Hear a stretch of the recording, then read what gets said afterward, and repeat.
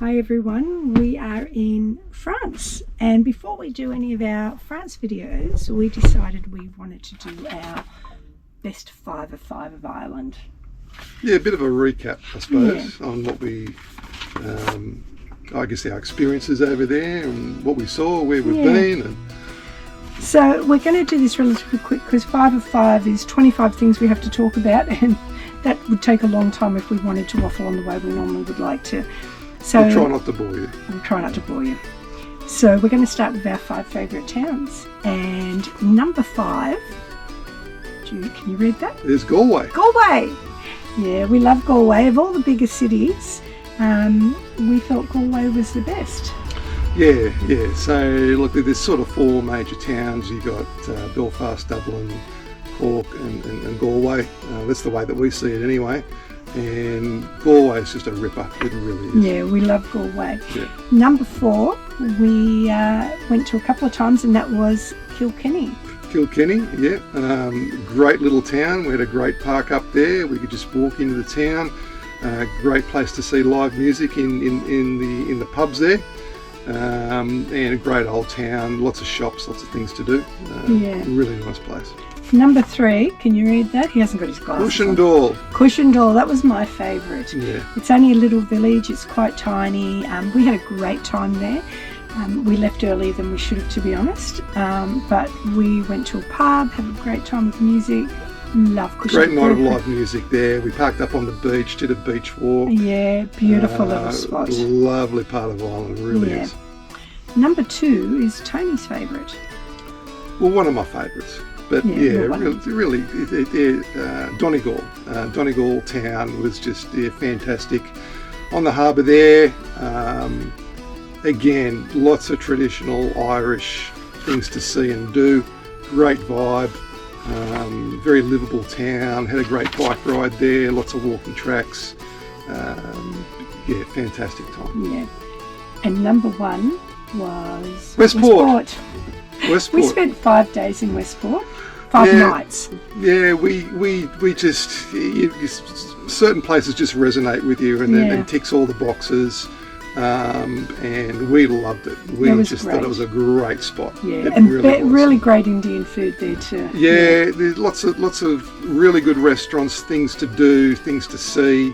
We, like Joanne said, we spent like 5 nights there, but we could have spent a couple of weeks there. It was very much a highlight of where we were. So what we're going to talk about now is the 5 things we didn't love about Ireland. And I just want to say, we are nitpicking. We felt we had to be honest and pick 5 things that we didn't love about Ireland. And it was tough. But the things that we picked, I think even the Irish people would go, yeah, they're cool.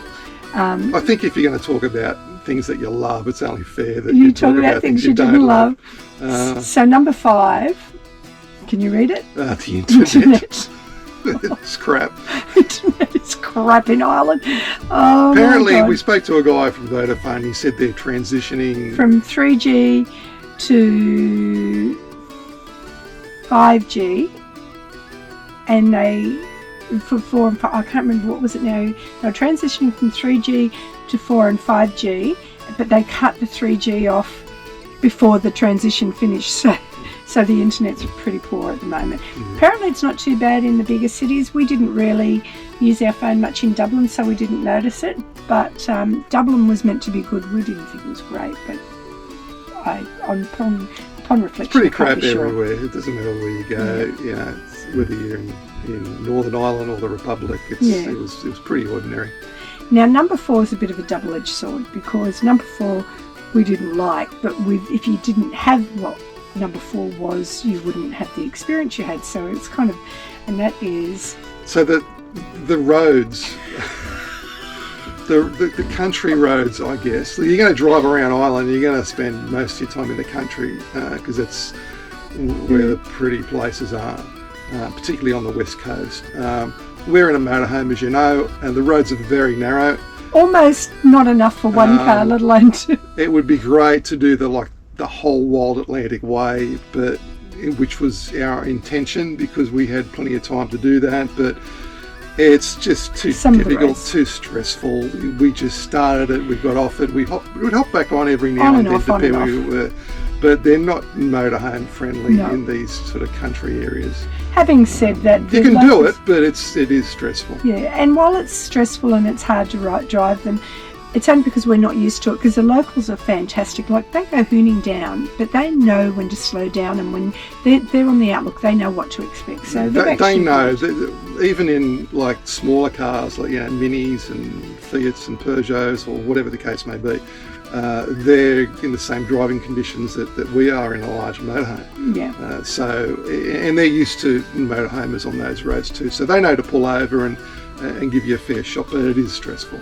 So number 3 is also a double-edged sword, because without number 3, Ireland wouldn't be as beautiful as it is, So that is the rain, and not enough sun. not enough sun. It's hard for Australians to go to Ireland for that long and not have any sun, hardly. Yeah. Yeah, but without the rain, you wouldn't have the beautiful countryside That's that right. it is. It's So- green. It's called the Emerald Isle because it's green, Oh. and you wouldn't be so green and beautiful if you didn't have so much rain, I suppose. So Yeah, there's nothing you can do about it. The weather's the weather. exactly. Number 2, I said we'd be nitpicking, and we are nitpicking. Number 2, Yeah, well, living on the road, we need to get rid of our rubbish on a daily basis, and there's not in different parts of the country, most parts of the country, there's not the public rubbish service that we're used to in Australia. You've really got to go hunting for a rubbish bin, and some of them have locks on them, and some of them only have like small holes to put things in to stop people so you like literally us have to take your with a rubbish garbage out bag. and put it in individually. So again, we're nitpicking, but that was one of the challenges for us, just living on the road, trying to get rid of our rubbish. And the most difficult thing that we didn't love was the ability to get rid of all of our grey waste, black waste. Well, grey waste wasn't too bad, but the services, getting water, which we could always get at petrol stations, but sometimes the water wasn't drinkable. Often it wasn't. And the black waste, it was quite difficult to do that. So I would recommend, if you're travelling in Ireland, make sure for your toilets, whatever it's called that you put in there to keep additive, get stuff that is natural that you can flush down a normal toilet, because if you've got chemicals, you can't flush it down a normal toilet because you'll ruin their system. So, and especially if they're on septic or however it works, just get the natural stuff. And we do that now, even over here. We liked it, and it was a good thing. Yeah. So as we said, most of those are motorhome related because that's how we travel. That's right. Yeah. But they're just challenges. They're not, by all means, if you're going to holiday in Ireland, not everyone's going to drive a motorhome, so that would be null and void for you. But if you are thinking about motorhoming around Ireland, you need to take those things into consideration. Now, the things that we loved that we tried as far as edible or drinkable, the fifth thing, number 5, is one of Tony's favourites. Soda bread. Never even heard of it till we got over there. It's really good. Yeah. You have soup with soda bread, and it's damn yummy. Yeah. Number 4, I loved, and I was reluctant to try because I thought it sounded disgusting. And I just want to tell anyone who hasn't been to Ireland, if you see this and you think that's revolting or disgusting, just try it. It'll only cost you a couple of euros. It's well worth it, and it's curry chip. They have hot chips with curry sauce on it, and it's absolutely delicious. Yeah. So you got to try it. Yeah. Number 3 was one of my favourites. And Irish coffee. Irish coffee. If you found a person who made a great Irish coffee, it was like something special. If they're using the canned cream on top, forget it. You want someone who uses double cream. They're bloody beautiful. Yeah. And number 2 was one of my favourites. Another one of your favourites. It's all about me. And that was the hot whiskey. Hot whiskey. Oh, I love a hot whiskey. I was in a pub and I heard a lady go up to the bar and say, "Can I have hot whiskey?" And my ears pricked up. I've never heard of it before, which is what other people call a hot toddy, I suppose. But the hot whiskey, there again, it's like the Irish coffee. You've got to find someone who makes a good one and puts a bit more effort into it, and they were beautiful. Number 1 was Tony's favourite. I bet you don't know what that was. Yeah, look, if you've been watching our other videos, you'll see that I'm quite a fan of a Guinness. I love the Guinness. That was a real find for me. Yeah, it just, wow. I loved it. Enough said. We've all I heard loved that it. many I'm still times. drinking it. So we want to talk about our 5 favourite sites, and this is really, really difficult to narrow this down to 5 places. And here again, nitpicking, because Ireland is full of beautiful sites. Doesn't matter where you look, it's pretty much picture perfect. So, but let's just talk about, I guess, some of the ones that we went to. That we thought were favourites. The Wicklow Mountains, just outside of Dublin. They call it the Garden of Ireland, and you're driving through it, and your jaw just drops. It is. It's stunning. It really is. Yeah, and your jaw drops through most of Ireland, well, pretty much all of Ireland actually. Yeah. But the Wicklow Mountains is pretty special. Yeah. Number 4, we really, really loved, and it was The Kerry Cliffs. Yes. So you would have heard of the Ring of Kerry, and you sort of have to jump off the Ring of Kerry at the most western part to get there. Only half an hour, but yeah, just visually stunning. It's just straight out over the west coast of Ireland. It's just It's a very special place. Very easy to get to, very easy to navigate, walk around. It was really good. Yeah. Now, number 3 is, we won't say much about this one because everyone knows this one and everyone loves this one. And if you don't, well, then you better start doing your homework on Ireland, because everyone's heard of it, and that's the Cliffs of Moher. Yeah, the Cliffs of Moher. Yeah. They're just beautiful. They really Yeah. live up to their reputation. Yeah. Number 2 was one of my favourites, and it isn't a site so much as a place. Well, this is site. It is a site. That's the Rock of Cashel. I loved the Rock of Cashel. I just thought it was an absolute standout. I wasn't expecting it, and maybe it wouldn't affect everyone else the way it affected me, because it is a ruins on top of the Rock of Cashel, but wow, it was pretty special. Yeah, and again, it's easy to get to, easy to navigate. You spend just a couple of hours just wandering around the place. It's surrounded by an old graveyard, which was pretty spooky, but you're up high, great scenes, views I should say, across the local area and over the town of Cashel. It was a great place. I'm glad we went there.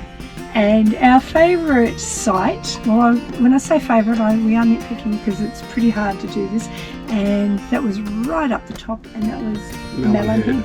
Yeah. Love Mellonhead. So it's a place that doesn't get talked about much. It's not particularly on the tourist route. It should be. It is in that's the far northwest tip of Ireland, and another one of these places. I mean, there's nothing there but just spectacular views. And I think that's why a lot of places like Mellonhead don't get a mention from people, because you've got to go a bit out of your way to get there. And if you're staying in accommodation, you probably have to drive a bit to get there and drive out. But even so, in Ireland, it's such a small country, driving to and from is never a long distance anyway. Yeah, I mean, I could be wrong, but I don't think the buses go out there, probably because of the roads, probably too narrow. Yeah, that's right. But it's like if you ask around anyone who's been there, they'll all give you the thumbs up. It's a very, very special place. Yeah. And we spent a couple of hours there just wandering around, just taking in the scenery. It is stunning. I know we keep using the word stunning, but that's just the best way to describe it. And we didn't actually have this in our list because it wasn't really a site and it wasn't typical of Ireland, but I just want to say, if you go to Ireland at the right time of the year, and there's a geometrical storm particularly, even where we were, the Northern Lights, they actually have the Northern Lights. You get a clear sky, and we had second last night there. We were gifted from Ireland the Northern Lights, and it was pretty special. Yeah, we parked up in front of an abbey, and just to see those lights behind, like with the abbey in the background and the lights around it, we were just in the right place at the right time. We got lucky there. Yeah. Now, the last best 5 of 5 is just things that we love about Ireland. Number 5, this is mine, and I think any woman would probably agree if they were travelling around Ireland, and that is most of the time, not all the time, but most of the time, when you go to the toilet and you come out and you wash your hands, as ladies do, it's hot water. It's so nice. It's cold outside and you're cold off from wherever you are, and then you get you to wash your hands in some, well, it's not boiling hot water, but it's warm water. It's beautiful. It's such a treat. It really is a treat. Particularly the first time it happens. Oh, it's like, oh my God, I come running out cold water and you just go, oh, that's nice. That's a good idea. Whoever thought of that one? I come running out of the toilet and said to Tony, they've got hot water in the taps. It's so nice. So, number 4? The knitwear. Take your money. It's well worth it. Look, just all the, because it's a cold climate most days. The jumpers, the jackets, the scarves, the hat, the vests, the gloves, everything. Like if you were living there or you spent a lot of time there, you'd just go crazy with the clothes. You would. They're just high quality. Beautiful. Yeah. So number 3, if you've been watching our videos, you'd probably notice that we love it and can't speak highly enough. Doesn't matter where you go. Irish music in pubs is fantastic. Yeah, definitely. And those of you who know me know that I sort of grew up going to pubs and listening to Australian pub bands, and I love my live music. But I've got to tell you that a great night out in a pub, listening to traditional Irish music is as good as any rock and roll band in a pub. That's right. Back in Australia, it's just so, like, everyone gets involved, everyone sings, everyone claps. They call it the craic, right? The vibe is just fantastic, and we loved it. Absolutely loved it. And it can be as simple as a local turning up with a guitar and sitting down and singing. Like, it's not always planned. No lights, sounds, and all that sort of stuff. It's just raw. And it's real, and it comes from here. And it's just beautiful. It really just doesn't get any better. Number 2 should be no surprise to anyone, and that is just the landscape. And that's the beauty of Ireland. The whole of Ireland is beautiful. You drive around and you just look at the landscape. It's like looking at a picture, and you want to be in the picture. You want to be a part of it. And you are, and that's what makes you feel good about it. And the country is just absolutely full of those moments. And in this beautiful landscape that they have, a dime a dozen of beautiful walks. So bring your walking shoes when you go to Ireland, because you're going until I'm Australian, you're going to find walk after walk after walk after walk, and you won't be able to get enough of it, even if you're not a great walker, because they're easy walks. I'm not a big walker, but we found that most days we were looking to, where do we walk? Where do we go? Even if it was raining, you just had to get out and go. You just put on your gear and you just go, because that's where all the good stuff's there to be found. Yeah. And number 1, the absolute best part of Ireland is its people. The people. The people. Oh. Irish people are they're the best. They really are. We've travelled a bit. Yeah, we've travelled a bit. Haven't been everywhere in the world, but even just thinking back to the Irish people that I've met in my life, they're all just so nice, welcoming, friendly, heartwarming, generous, and funny. They are so funny and approachable. Absolutely. And you could go to Ireland and it could be like a desert. And if you've got a pub with some great music and Irish people, you're going to have a great time. Even if you're alone, if you're travelling solo and you want to meet someone, just go and sit in a pub, and I guarantee you within sort of 10 minutes that you'll be in a conversation with someone there, within minutes, having a good old laugh. Yeah. So that is the absolute standout. And kudos to Ireland for having such a beautiful country and such beautiful people. Yeah, we loved it. We absolutely loved it. And don't know what my expectations were going into it. I didn't really think about it a lot. I was excited to go there because I'd never been there before, and I just absolutely love the place, and we will go back at some point. We will definitely Don't know go back. when, don't know how, or whatever the case may be, but it's too good not to go back, and probably as more of a tourist next time, maybe do some more touristy type things just to break it up.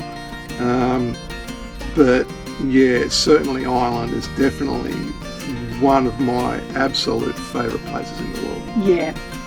And an added advantage to all of those things for us is that they speak English, so it's so much easier to get on with people. But that doesn't stop the Irish people, because everyone thinks that we're French because we've got a French number plate, and we would park up and Irish people would come up and they'd start trying to speak in French, and their French is probably no better than ours, but it'd always start with bonjour.